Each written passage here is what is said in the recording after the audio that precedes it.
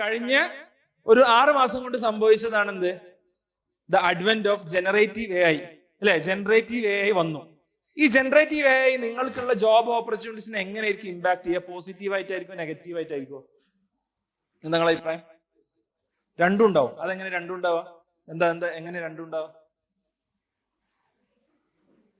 പറഞ്ഞോളൂ. ഒന്നൊരു യൂസ്ഫുൾ ആയിട്ട് യൂസ് ചെയ്യാം. അപ്പോ ഒരു എംപ്ലോയ്മെന്റിനെ എങ്ങനെയായിരിക്കും ബാധിക്കുക?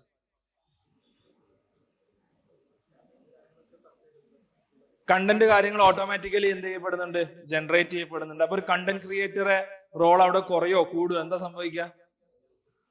കുറയും എന്ന് പറയുന്നുണ്ട്.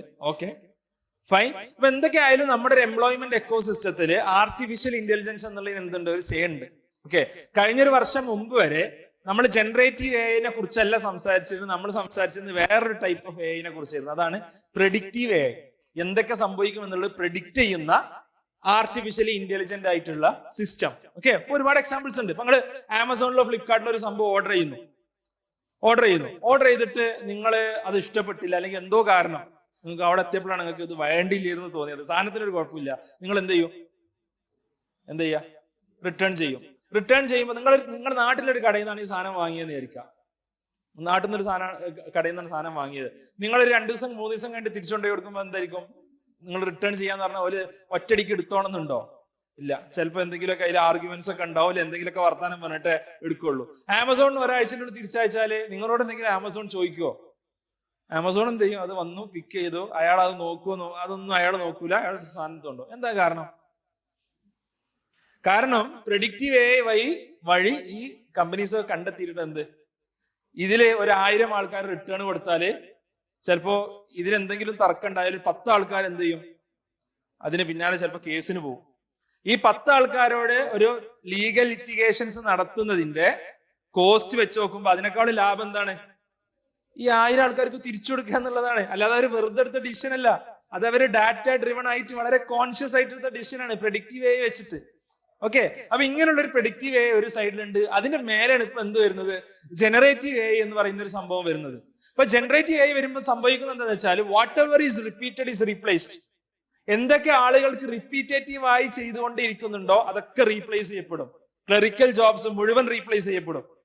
ഓക്കെ, അതേപോലെ തന്നെ റെക്കഗ്നീഷൻ, ഇമേജ് റെക്കഗ്നീഷൻ. ഇപ്പൊ ഞാനെപ്പോഴും പറയാം, എന്റെ വൈഫ് ഡോക്ടറാണ്, അവള് റേഡിയോ ഡയഗ്നോസിസ് MD ചെയ്തോണ്ടിരിക്കുക. റേഡിയോ ഡയഗ്നോസിസ് എന്ന് പറഞ്ഞാല് ഈ അൾട്രാസൗണ്ട്, അതേപോലെ CT, MRI, ഇതൊക്കെ ഇത്തരം സംഭവങ്ങളാണ്, ഇമേജിംഗ് ആണ്. ഞാനോട് പറയും ഇത് എടുത്തിട്ട് കാര്യമൊന്നുമില്ല. ഇപ്പൊ ഏറ്റവും കൂടുതൽ ശമ്പളം വാങ്ങുന്ന ഡോക്ടർമാർ റേഡിയോളജിസ്റ്റുകളാണ്. പക്ഷെ മാത്രമല്ല 9 to 4 ജോബൊക്കെ ഉള്ളു. പക്ഷെ 10 കൊല്ലം കഴിയുമ്പോൾ എന്താവും? നിങ്ങൾ ഇമേജ് റെക്കഗ്നൈസിനേക്കാൾ നന്നായിട്ട് ആര് റെക്കഗ്നൈസ് ചെയ്യാൻ തുടങ്ങും? AI റെക്കഗ്നൈസ് ചെയ്യാൻ തുടങ്ങും. നിങ്ങൾക്ക് പണി ഉണ്ടാവുമോ? ഇല്ല, പണി കുറയും. പണി ഉണ്ടാവുമോ എന്ന് വെച്ചാൽ നിങ്ങൾ അതിനോട് കൂടെ നിൽക്കുകയാണെങ്കിൽ നിങ്ങൾക്ക് ജോലി ഉണ്ടാവും, ഇല്ലാന്നുണ്ടെങ്കിലോ നിങ്ങൾക്ക് ജോലി ഉണ്ടാവില്ല. അപ്പോ അവിടെ ഒരു ത്രെറ്റ് ഉണ്ട്, തീർച്ചയായിട്ടും അവിടെ ത്രെറ്റ് ഉണ്ട്. എത്ര എക്സ്പീരിയൻസ്ഡ് ആയ ആൾ, അതാ ഞാൻ പറഞ്ഞത്, ഈവൻ ഒരു ഡോക്ടേഴ്സിന്റെ കേസിൽ വരെ എന്തുണ്ട്? 5.5 വർഷം MBBS-ഉം പിന്നെ 3 വർഷം PG-യും എടുക്കുന്ന ഒരു ഡോക്ടറുടെ കേസിൽ വരെ AI എന്ത് ചെയ്യുന്നുണ്ട്? ഒരു ത്രെറ്റ് ഉണ്ടാക്കുന്നുണ്ട്.